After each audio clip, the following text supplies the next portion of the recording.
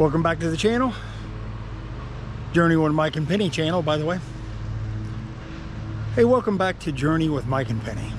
Let's talk solar for a minute.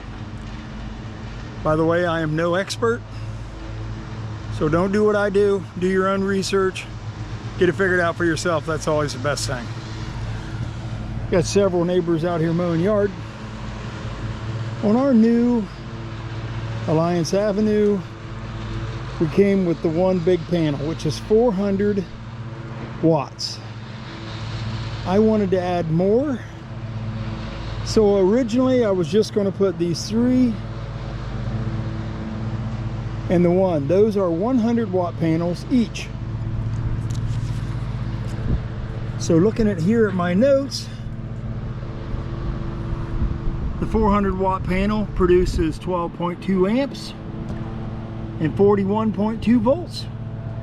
And each one of my 100 watt panels produce 5.21 amps and 24.3 volts. Now,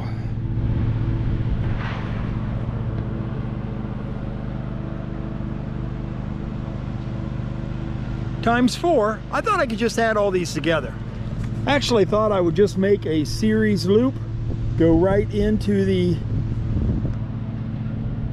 spot right there where it all goes down to the basement, and add them all together. So my 4 100 watt panels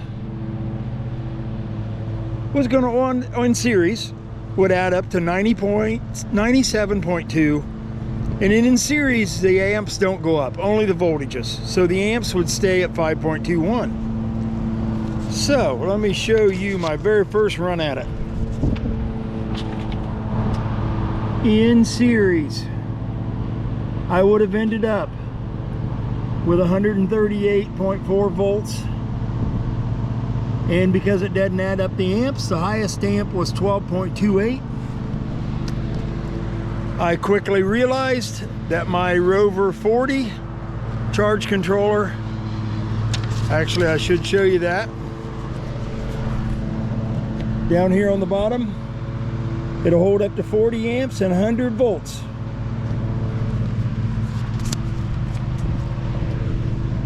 So as you can tell,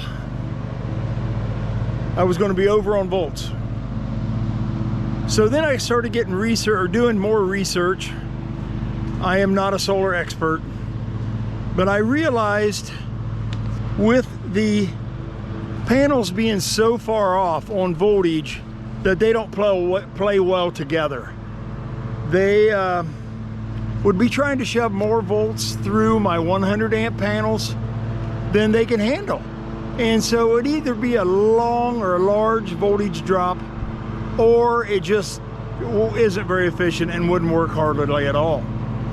So then, neighbors are mowing yard everywhere.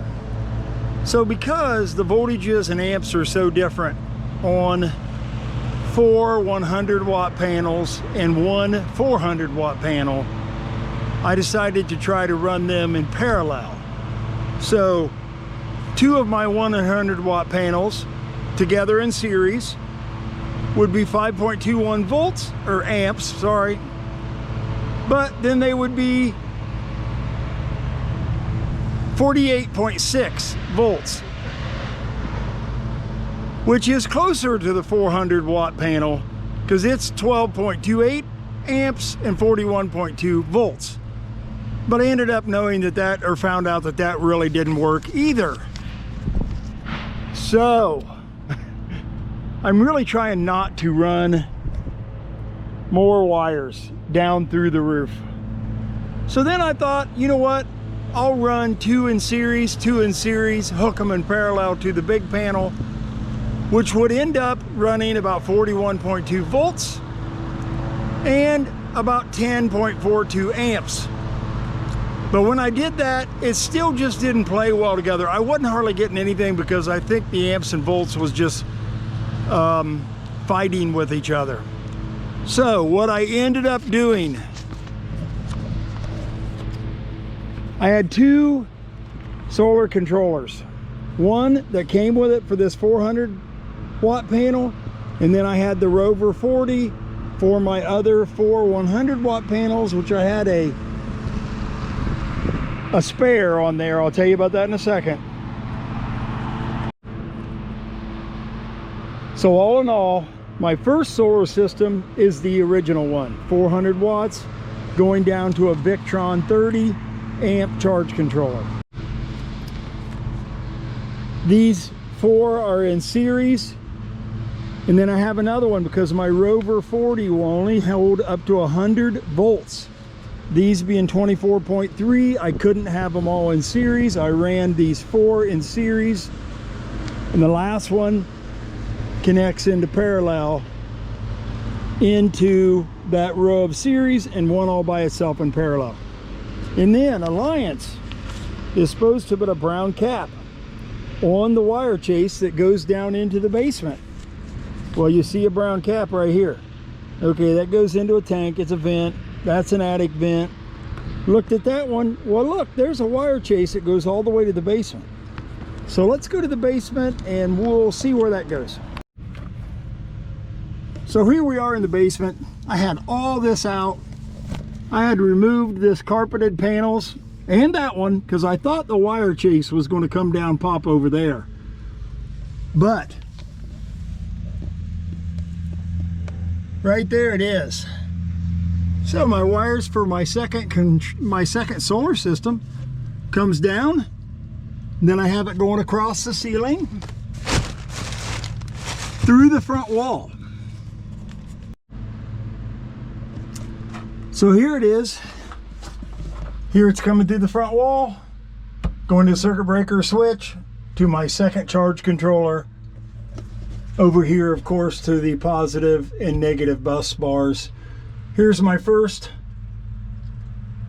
Victron solar charger that came with this camper. Of course, look, there's solar off, there's battery off. These are for my inverters. I'll talk about that in a minute. But I have 2 Redodo 100 amp lithium batteries. I'm getting 2 more. I'm going to put one right here, one right here. Put them all together in parallel, I think. Parallel is where it doesn't up the voltage. You just have more capacity. So I'll have 4 batteries. Here's my shunt. Here's what you can see that battery monitor is saying at this moment. I've got 2 watt wire going over to my 2000 watt inverter. This inverter has just 2 plugs. So this camper was wired kinda for an inverter, but all it's wired for the inverter to run is 7 plugs. I'm working on changing that. I'm going to leave that wired together just so my 7 plugs get power, but I'm hoping to run a wire from the inverter into the back of the distribution box so I can run the whole camper. I am still not planning on running air. I'm just wanting to run the receptacles and the TV and be able to charge our phones. The rest of the 12 volt stuff you really want works anyway. Let me talk to you about this Redodo battery. This Redodo company, really. You know what? These have great reviews. They are very competitively priced. Right now I don't know when you'll see this, but right now they have them on sale for like $178 a piece. And they are the LiPo4 12.8 volt 100 amp hour lithium batteries. They, like I said, they have great reviews. They have 5-year warranty on these batteries. Now when you go to the inverters, it's like it ranges from solar controllers and stuff they sell from 1 to 3 years. So really they have a good warranty on all their stuff.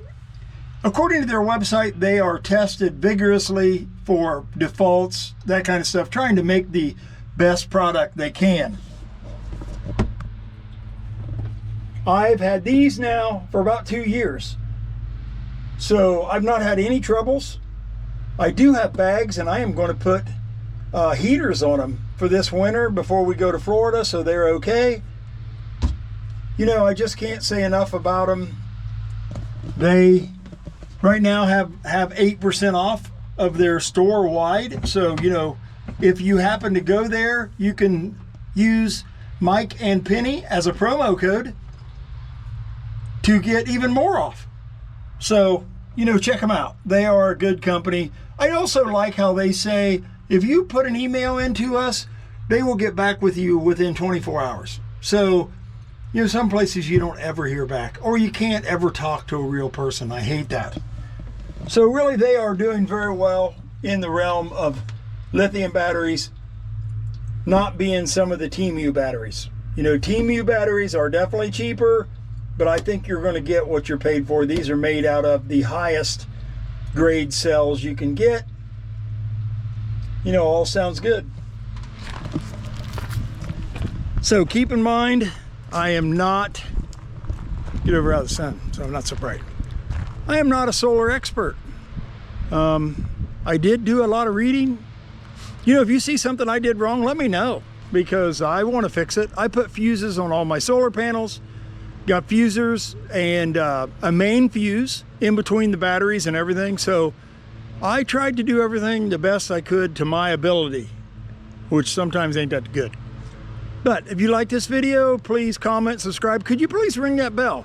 You ring that bell does more for my channel than probably almost anything besides subscribing. We are growing. We are putting out content as much as we can. So hey, we enjoy. We thank you guys for watching. Hope you enjoyed. Talk to you later.